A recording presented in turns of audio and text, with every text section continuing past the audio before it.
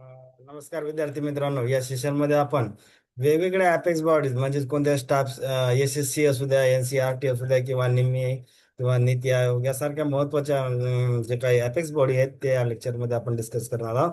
तर थोडंसं लेक्चर लेंदी असेल, परंतु याच्यावर 2-3 प्रश्न या लेक्चरमध्ये येण्याचे चान्सेस आहेत. कारण की याच्यामध्ये सगळ्यात महत्त्वाच्या जे अपेक्स इन्स्टिट्यूट आहेत ते आपण डिस्कस करणार आहोत. त्याच्यामुळे लेक्चर जरी मोठं असलं तरी लेक्चर बघायला कंटाळा करू नका, नाहीतर काय होणार की मोठं लेक्चर आहे तर बोर होसाल. आता असं बघा बघा एक सांगायचं साधं भाषेत म्हणजे काय, स्पर्धा परीक्षेमध्ये काय असं बोर आवड निवड या गोष्टी नसते, ते आपल्याला करावंच लागते प्रिपेअर. म्हणजे मोठं लेक्चर असू द्या किंवा त्याच्यात काही जास्त सिलेबस असू द्या, तिथं ऑप्शन नसते. हे काय आपण युनिव्हर्सिटीचे विद्यार्थी नाही आहे त्याच्यामुळे इथं ऑप्शन नसते. तर पहिलं आहे त्याच्यामधलं बघा की एस-एस-सी सेक्टर स्किल काउन्सिल. आता sector skill council are the industry lead organisation, हे इंडस्ट्री लीड ऑर्गनायझेशन आहे दॅट वर्क्स अंडर द एन-एस-डी-सीच्या वर्क्स अंडर मध्ये ते वर्क करते. एस-एस-सी ब्रिंग्स टुगेदर कोणकोणते पर्सन आता ते इंडस्ट्री असू द्या, लेबर ऑर्गनायझेशन मधले असू द्या किंवा अकॅडमिक पर्सन असू द्या, improve the skill ecosystem in India. Ecosystem मधले जे इंडियामध्ये स्किल इकोसिस्टम इम्प्रूव्ह करण्यासाठी वेगवेगळ्या क्षेत्रातले म्हणजे लेबर क्षेत्र असू द्या, इंडस्ट्री असू द्या किंवा अकॅडमिक फील्ड मधले जे काही एक्सपर्ट असतील ते एकत्र येऊन याच्यावर मध्ये असतात. नंतर the SSC operates as an autonomous body and could be registered as a section 8 of the company act or society. की म्हणजे कंपनी ऍक्ट जो आहे 2013 त्याच्या 8 कलम 8 नुसार हे रजिस्टर आहे. असं म्हणजे कंपनी ऍक्ट 2013 मधला 8 हे कलम थोडं या सेक्टर स्किल काउन्सिलच्या संबंधित आहे. एवढं जरी लक्षात ठेवलं तरी सफिशियंट आहे.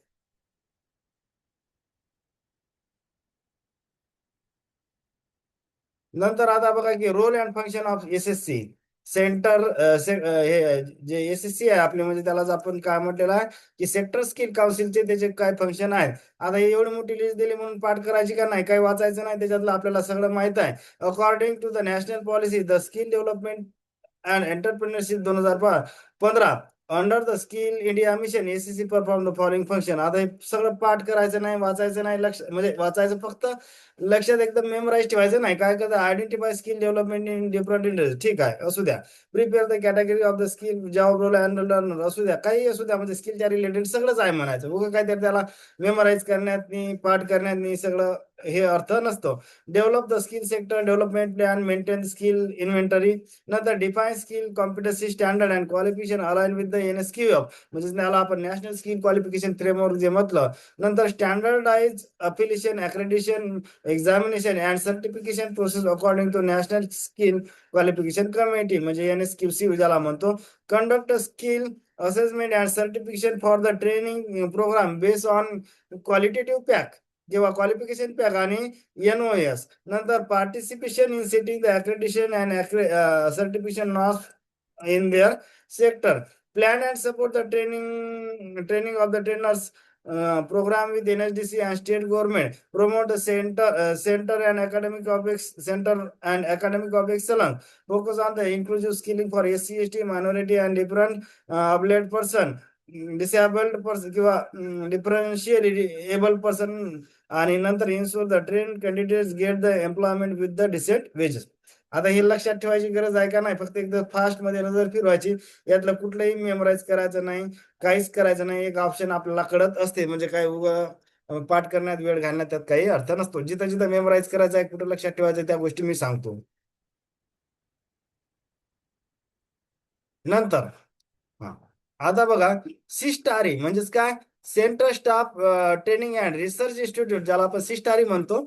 आता याच्यामध्ये काय इस्टॅब्लिशमेंटचं वर्ष लक्षात ठेवायचं किती, 1968 ला. आता बघा आता 1968 ला कोठारी कमिशनच्या शिफारशीनुसार नॅशनल एज्युकेशन पॉलिसी पहिली ही सुद्धा 1968 ला आली होती. आणि सिस्टारी आणि कोठारी कमिशनच्या शिफारशीने पहिली एनईपी आली होती ना 1968 ला. म्हणजे ते 1968 आणि सिस्टारी म्हणजे कोठारी कमिशन सिस्टारी असं मिळतं जुळत आहे. तर कोठारी कमिशन 1964 ला आलं होतं, परंतु त्याच्या रेकमेंडेशन नुसार 1968 ला पहिली एनईपी झाली होती. आणि आपलं हे सिस्टारी सुद्धा 1968 आहे. Since April 2015 CSTARI works under the म्हणजे जेव्हा सिस्टारी इस्टॅब्लिश झालं होतं त्यावेळी मिनिस्ट्री कोणती होती, लेबर अँड एम्प्लॉयमेंट, परंतु आता ते कोणत्या MSD मंत्रालयाच्या अंतर्गत गेलेलं आहे. म्हणजेच काय, ministry of skill development and entrepreneurship या मंत्रालयाच्या अगोदर किंवा आणि ते डिजिटलच्या अंडर काम करते आणि मंत्रालय MSDE आहे सध्याचं. लोकेशन कलकत्त्याला आहे. मेन विंग्स कोणकोणत्या, एक दादा बघा नावातच आहे, ट्रेनिंग अँड रिसर्च इन्स्टिट्यूट आहे. म्हणजे काय, पहिली रिसर्च विंग असेल आणि दुसरी ट्रेनिंग विंग असेल. आता याच्यामध्ये काही लक्षात ठेवायची गरज नाही की रिसर्च आणि ट्रेनिंगच्याच रिलेटेड आहे. त्याच्यामुळे CSTARI is a premier research and training institute under DGT that develop the vocational training, कारण की ट्रेनिंगच्याच रिलेटेड आहे ना. Vocational training curriculum and conduct the research in the skill development. म्हणजे ट्रेनिंग आणि रिसर्चच्या रिलेटेड जे काही इंडस्ट्री आहे त्याला आपण सिस्टारी, जे काही अपेक्स बॉडी आहे त्याला सिस्टारी असं म्हटलं. And provide the instruction training for the scheme like CTS, ETS and CITS.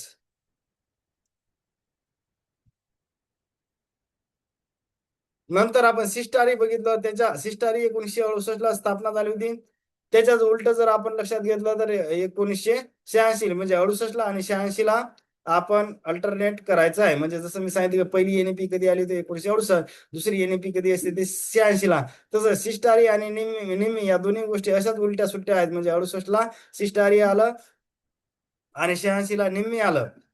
म्हणजे असं मी लक्षात, सिस्टारी आणि कोठारी, मी पहिले स्लाइड मध्ये सांगितलं सिस्टारी आणि कोठारी मिळते जुळते आहे शब्द. म्हणजे 1968 आणि नेहमी कसं असते की 1986 पहिली NEP आपली 68 आली होती, दुसरी 86. तसं सिस्टारी 1968, नेहमी 1986. हे इयर सुद्धा लक्षात ठेवायचे. आता लोकेशन कुठं आहे याचं, नेहमीचं लोकेशन आहे चेन्नई.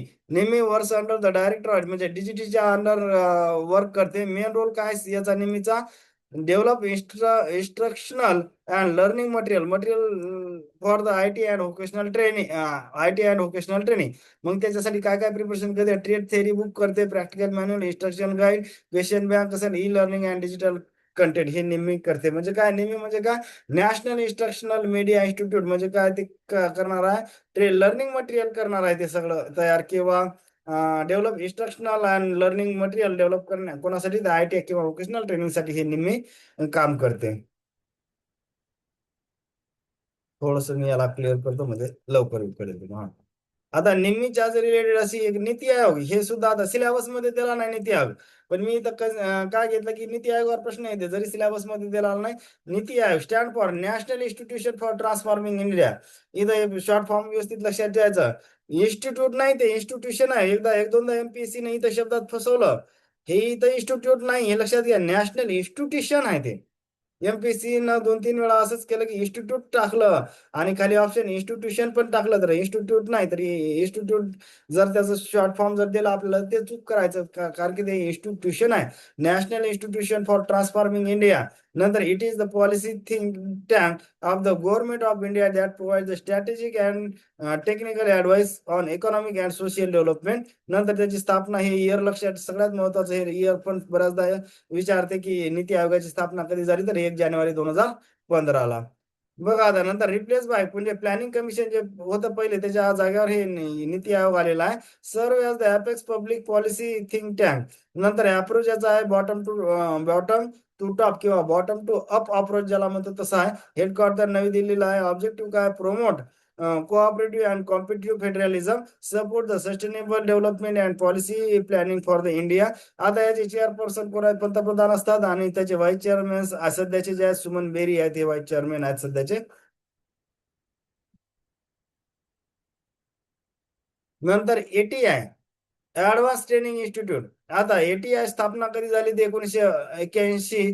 त्याचं जुनं नाव होतं मिटी, म्हणजे काय, model industrial training institute. Location Kozhikode किंवा कलिकत ज्याला म्हणतो, केरळामध्ये, अंडर द DGTच्या अंडर मध्ये काम करते. उद्देश काय, तर आता बघा, ऍडव्हान्स ट्रेनिंग इन्स्टिट्यूट म्हणजे काय, स्किल अपडेशन किंवा अपग्रेडेशन साठी असेल काहीतरी.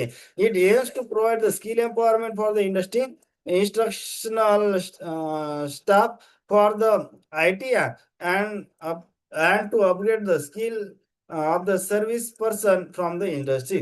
ऍडव्हान्स म्हणल्यावर काय, अपग्रेडेशन स्किल साठी आहे ही योजना. म्हणजे स्किल अपग्रेड म्हणजे जे काही टेक्नॉलॉजी चेंज होईल त्याच्यासोबत त्या टेक्नॉलॉजीला चेंज किंवा त्या टेक्नॉलॉजीला कम्प्लीट करण्यासाठी जे काही स्किलचं अपग्रेडेशन लागते त्यासाठी ही ATI योजना आहे. न्यू नेम काय ATIचं, तर national skill training institute NSTI. जुनं नाव काय होतं, मिटी होतं, आताचं नाव NSTI आहे.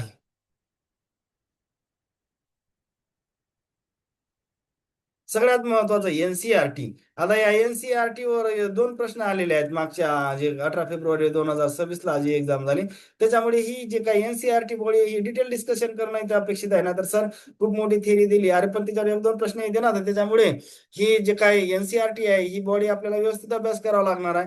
तर त्याच्यामुळे मी थोडंसं इथे एनसीआरटी बद्दल डिटेल बोलण्याचा प्रयत्न केलेला आहे. आता एनसीआरटीचं फुल फॉर्म काय? National council for educational research and training.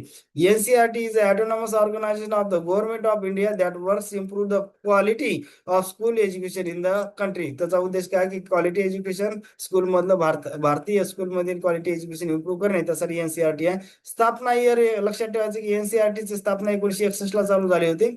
Ministry कोणती आहे? तर एज्युकेशन मंत्रालयाच्या अंतर्गत काम करते. हेडक्वार्टर दिल्लीला. ऑब्जेक्टिव्ह सगळं काय? Assist and advise the government on the school education policy, develop the school curriculum textbook, conduct educational research and training, improve the teaching method of learning, provide the teacher training. म्हणजे स्कूलच्या related काय teacher training असेल, upgradation असेल, syllabus असेल, काही असू द्या, ते सगळं एनसीआरटी करते. नंतर major constitute and department units of the NCERT कोणते? तर 5 मेजर आहेत. पहिला NI, national institute for of education. दुसरा आहे RI, regional institute of education. नंतर काय? कायट, सीआयईटी, मी कायट म्हणत असतो त्याला. कायट म्हणजे काय? Central institute of educational technology. नंतर पारख, परफॉर्मन्स असेसमेंट रिव्ह्यू. आता हे फुल फॉर्म सुद्धा बऱ्याचदा विचारते एक्झाम मध्ये.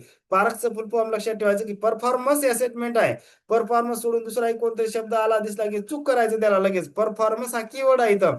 Performance assessment review and analysis for the analysis of the knowledge for holistic development. Knowledge for holistic development, हे इथं थोडस परफॉर्मन्स आणि होलिस्टिक डेव्हलपमेंट एवढे दोन कीवर्ड जरी लक्षात ठेवलं तर लगेच आपल्याला ऑप्शन कट करता येतात. पारखचं फुल फॉर्म बऱ्याचदा एक्झाम मध्ये येते, त्याच्यामुळे आपण व्यवस्थित लक्षात ठेवायचं आहे. Performance assessment review and analysis of knowledge for the holistic development. नंतर PSSCIV म्हणजे काय?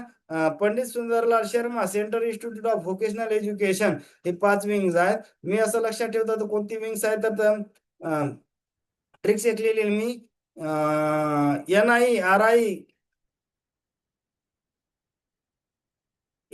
RI काया पालट. PSSCIV चा केला कोण केला काय पालट? NI न केला. RI न कोणाचा काय पालट केला? तर PSSCIV चा काय पालट केला. किंवा असं मी लक्षात ठेवतो असतो की NI RI काया पालट PSSCIV चा केला. म्हणजे आता NI म्हणजे काय? पहिली आपली नॅशनल इन्स्टिट्यूट ऑफ एज्युकेशन. दुसरं काय? RI, हे इकडे आपलं RI regional institute of education. तिसरं काया म्हणजे काय? मी कायटून काय लक्षात ठेवला? कायट म्हणजे काय? आपला CIET लिहिलं ना आपण याला, central institute of education and technology, त्याला कायट म्हणतो आपण, म्हणजे काया. आणि पालट म्हणजे काय? हे पारक आपला performance assessment review and analysis of knowledge for the holistic development. आणि PSSCIV म्हणजे काय? Pandit Sundarlal Sharma central institute of vocational education. हे 5 नावं सुद्धा लक्षात ठेवायची की याच्यामध्ये विचारते आपल्याला की कोणता याच्यामधला कंपोनंट नाही किंवा कोणता कॉन्स्टिट्युएंट्स नाही, तर हे आपल्याला 5 नावं लक्षात ठेवायची आहेत. नंतर त्याच्यामधलं पहिलं NI आहे, नॅशनल इन्स्टिट्यूट ऑफ एज्युकेशन. आता त्याची स्थापना 61 मध्ये झाली. न्यू दिल्ली हेडक्वार्टर आहे. Responsible for research, curriculum and development of the teacher education. नंतर RI बघितलं होतं आपण, दुसरा कंपोनंट किंवा त्याला कॉन्स्टिट्यूशन किंवा त्याचा जे काही पार्ट आहे. नंतर त्याचं काय? Regional centre of NCERT for the teacher education and training. Located काय? याचे 5 RI चे जे काही सेंटर आहेत, अजमेर आहे, भोपाळ आहे, भुवनेश्वर आहे, म्हैसूर आहे आणि शिलाँग आहे. Me that is BMS Bhopal मध्ये असं लक्षात ठेवा. बी म्हणजे काय? तर कोणता? भुवनेश्वर असेल. ए म्हणजे अजमेर असेल. M म्हणजे काय? म्हैसूर असेल. S म्हणजे शिलाँग असेल. आणि भोपाळ म्हणजे काय? भोपाळ. हे 5 रिजनल त्याचे जे हे आहेत, रिजनल इन्स्टिट्यूट आहेत किंवा आपण असं त्याला म्हणू की रिजनल सेंटर आहेत, ते NCERT चे 5. थोडस क्लिअर करतो.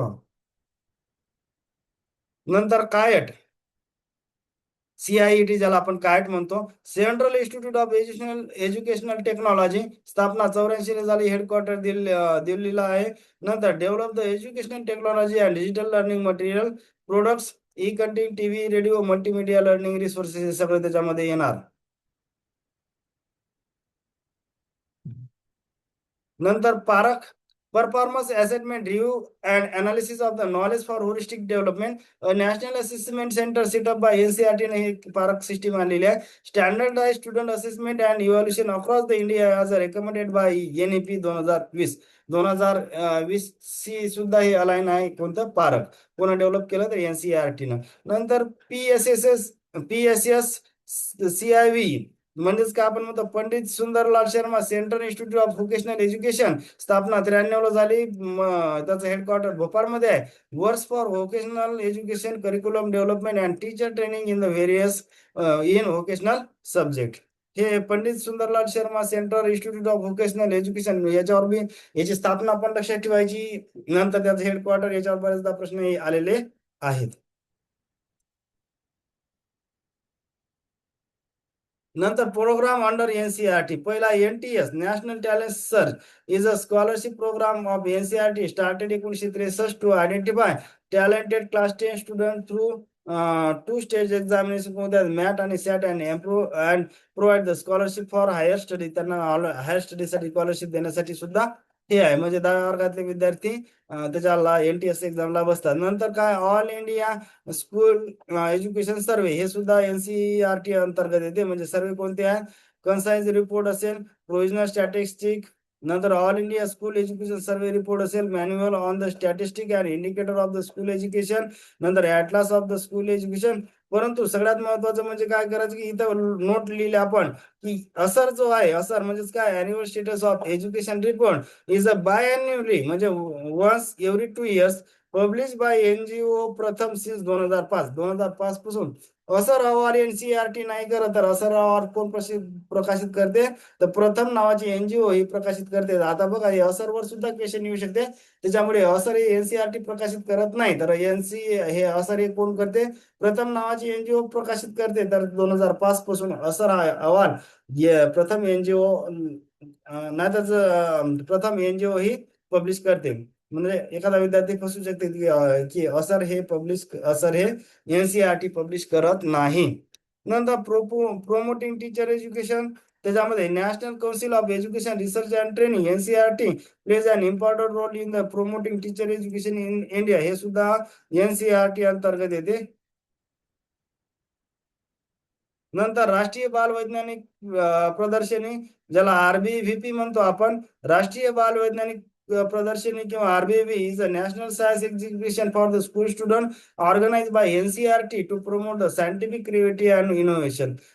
सायंटिफिक क्रिएटिव्हिटी म्हणजे वैज्ञानिक दृष्टिकोन आणि इनोव्हेशन डेव्हलप करण्यासाठी हे RBVP जो काही प्रोग्राम आहे तो NCERT ऑर्गनाइज करत असते. Media programme NCERT conducts media program through the Central Institute of the Educational Technology (CIET) aim to use the media and technology for improving teaching and learning. Research grant NCERT provides the research grant to the teachers, scholar and educational institute to conduct the research in the school education.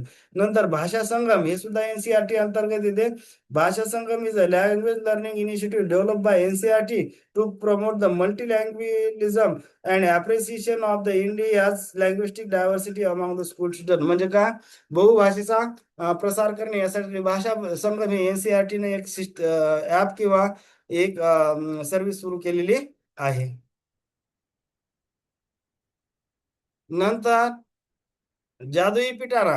आता हे जादुई पिटारा सुद्धा NCERT ने चालू केला. Jadui Pitara is the NCERT play based learning kit for the children age 3 to 8 years to develop fundamental literacy and numeracy through the toys, game and activities. This is aligned with NEP 2020. म्हणजे जादुई पिटारामध्ये काय की 3 ते 8 वयोगटातील मुलांना खेळाच्या माध्यमातून त्यांना बेसिक फाउंडेशनल लिटरसी आणि न्यूमेरसी याची ओळख करून देणे त्यासाठी जादुई पिटारा आहे. कला Utsav. Kala Utsav is a national art festival organised by NCERT to promote the creativity culture and artistic talent among the school student. अरे जनरली ते स्कूल स्टुडंट 9व्या वर्गातील ते 12व्या वर्गातले असतील. आता हे सगळं आपल्याला करायचं आहे तर कारण की याच्यावर बघा हे काय जेवढे सेशन आहे त्याच्यामध्ये 1-2 प्रश्न तरी एक्झाम मध्ये येतील. त्याच्यामुळे जरी मोठं लेक्चर असलं तर हे डिटेल आपल्याला प्रिपेअर करायचं आहे. तर होप करतो मी बऱ्याच गोष्टी फास्टमध्ये सांगण्याचा प्रयत्न केला. तरी जेवढा काही समजले असतील तेवढं जर समजले असतील तर चॅनलला लाईक, सबस्क्राईब आणि शेअर करायला विसरू नका. थँक्यू.